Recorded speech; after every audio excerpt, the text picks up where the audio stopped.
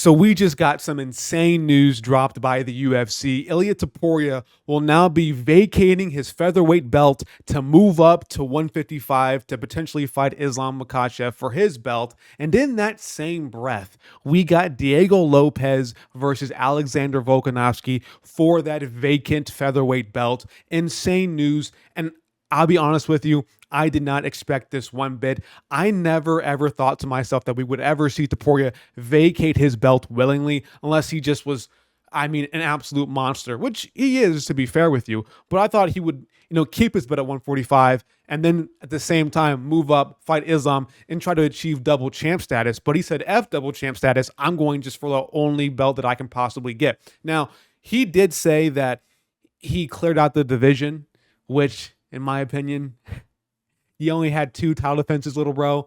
You didn't clear out the whole division. Maybe if you beat Lopez, I could kind of see your argument, but I think it is more so that he couldn't make weight. I think he was struggling to make weight. If you go back and you watch some of his weigh-in shows previously in his fights, it seemed like he was struggling to make weight. His eyes were very sunken in, and I think that is the main reason why he vacating his featherweight belt. I don't think it's his whole narrative where he's saying, I beat Volkanovski and Holloway, which, to be fair, they did run the whole featherweight division for a very long time. Like, those are the 2 guys who are at the pinnacle of featherweight. And after that, the skill level does kind of drop off quite a bit, I would say. Because after Volk, after Holloway, then it goes, Lopez, which I like Lopez a lot, but I'm not truly convinced that he's like a top contender or even a champion just yet. Then it's like Brian Ortega, Yair Rodriguez, Emmett, stuff like that, or fighters like that, where it feels like those fighters just maybe aren't ready, or it feels like it's kind of far-fetched for them to say that they would beat Topuria.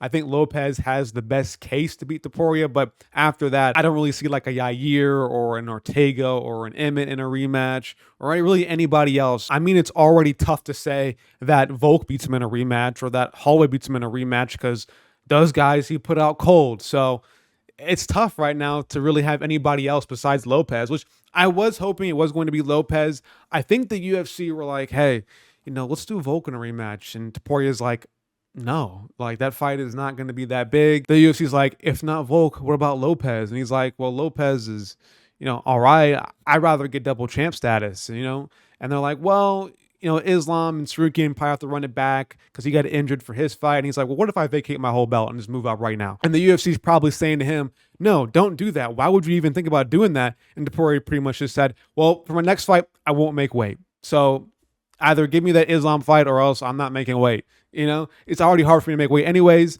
I don't know. I think this more so is a power play from Topuria to really get what he wants. And the UFC is probably going to give it to him anyways. He's already a bigger name than Sarukian, so that fight is bigger just in itself. So I can really see the UFC, even if it was like, let's do Sarukian versus Islam first before you vacate your belt. I really feel like him vacating his belt now kind of forces the UFC's hands into kind of making that fight next. And Sarukian, I think he was booked to fight somebody else, but then I think that fight fell through. So I don't think Sarukian's even booked right now. So it's pretty much F Sarukian. Let's go on with Topuria, which, again, like I said before, is the bigger matchup. It is what's going to make the most money. It is what people want to see the most. I think Islam versus Sarukian was kind of like a fight people were excited for, but they weren't the most hyped for it. To me, it's not a pay-per-view main event. It's a pay-per-view co-main because I don't think that fight can really carry enough hype on its own. There will be some trash talk that would be interesting because Islam will talk trash and Sarukian definitely will talk trash back to him. So maybe there was potential for a good fight build-up, but, I don't really see it to be that exciting of a fight compared to Topuria versus Islam. This fight is going to be an absolute banger. It's one of those fights that you have to watch. Even if you are a casual UFC fan, you cannot miss this pay-per-view event. Islam versus Topuria will be a super anticipated, super hyped up matchup. And I guess to get to my prediction, because obviously I have to do a little prediction in these, I don't know who's going to win. It's tough, man. Like, I can see Islam winning because he is bigger. Topuria is already a smaller lightweight, and we saw Jai Herbert put him down. It really is a tough fight to predict, and that's why it's probably one of the better fights to watch, because I think this fight is definitely going to be split 50-50 down the middle in terms of who thinks Topuria is going to win and who thinks Islam is going to win. I think my gut is telling me for some reason that Topuria is going to win, but he might just be too small for Islam. Like, we might see Islam do what he did the Volk and just get the back and get a body triangle and hold on to him for dear life, and maybe he wins on points. That could be the case, but maybe we could see Topuria. I don't know how well his power will carry over to lightweight. We saw him KO Jai Herbert, but Jai Herbert doesn't have the best chin. So, and Islam has a decent chin on him. So I am worried that maybe his power won't be enough as it is at featherweight, but his boxing is good. I will say that I think Topuria's striking skill is better than Islam's, but Islam can still strike. You know, I think I'm going to, off first initial thought, take Topuria to probably win, but not by KO. If he does end up KOing Islam, dude, I mean, this guy is going to be the biggest thing in the world for the next 3-4 years, if he even fights for that long. So, yeah, Topuria vacating his belt, kind of upsetting because I wanted to see him versus Diego Lopez at least before he moved up to lightweight. But if it means that we get him versus Islam in June, fuck it, I don't care. I'm all down for that. One of the biggest gripes that I had following the Islam versus Renato Moicano fight was that we're probably not going to see Islam for a very long time. And I wanted to see Islam active in the UFC. I wanted to see him continue his legacy and become that lightweight GOAT that he already is and just further that on to being way past Khabib. So I thought once Renato Moicano was, after that fight ended, I thought we probably wouldn't see Islam for maybe until next year because there wasn't really any good title contenders to fight him next. I mean, you had Sarukian, but I think at that time he was already booked to fight someone else. So if he was already booked, then that leaves literally no one to fight Islam besides Topuria. So if that means Topuria has to vacate his belt to fight Islam, again, I am perfectly okay with that. But let's get on to the other bit of news, the other bit of juiciness. Diego Lopez versus Volkanovski. I mean, this one to me is also a very unpredictable matchup, and I don't know who's going to win. So apparently, I think Dana White said that as soon as the bell rings, the title will be vacant at featherweight, and it will be between those two. Volk getting this fight is, you know, I don't know if Volk necessarily deserves to get a rematch. I mean, not a rematch or another crack at the title. Obviously, the last time we saw him, he got put out cold by Topuria, and I get it, like. He was a reigning champ for a very long time. He was up there on the pound for pound scale. Maybe he does deserve his automatic rematch. However, it feels like some of these other guys who've had good title reigns never got their automatic rematch and had to go through the grinder to get back to a title shot. Look at Holloway, man. Holloway lost to Volk and had to go through like 3 other guys and then get a title shot, then lost again, had to go through like 3 other guys again, and then got a title shot. So it seems like Volk is being graced by the UFC right now, and I'm fine with it. Like, who else is there really besides Volk? I mean, you can't do Ortega, you can't do Yair.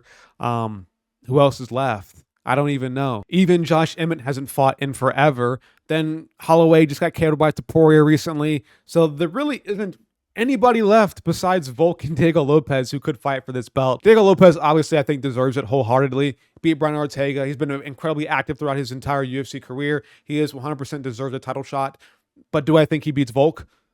I don't know. This could be where times change and maybe we see Diego Lopez put out Volk and maybe his chin is just completely gone post Topuria. And then at the same time, we just saw Diego Lopez fight Dan Ige and almost get put out in that 3rd round if Dan Ige just pushed a little bit more. So I am worried, like, once this gets past the 2nd and 3rd round, I think Volk's chances shoot up dramatically. But in that 1st round, we know Diego Lopez is one of the best finishers in the UFC. He would have finished Ortega if he didn't wake him up with his own punch. Like, he is crazy in the 1st round.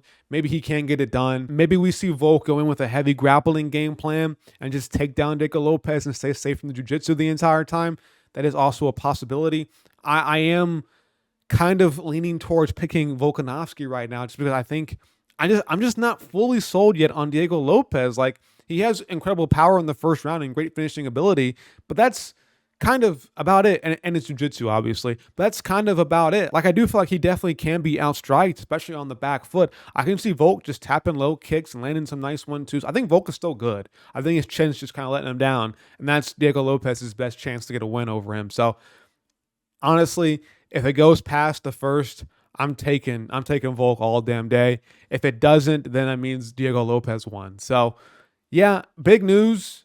I don't know. It's crazy. I thought Topuria would keep his belt and try to get double champ status and be one of those guys to be in that history book. But he decides to vacate it anyways and move up to fight Islam. Big fights on the horizon, man. The UFC is being doing pretty well right now.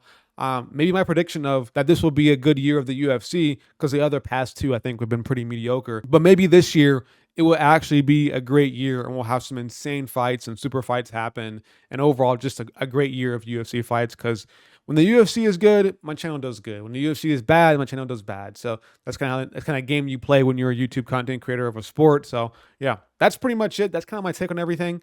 Yeah, I don't know. I'm out of here, guys. Like, subscribe, bell icon notifications. See you later. Peace. Quick video for today.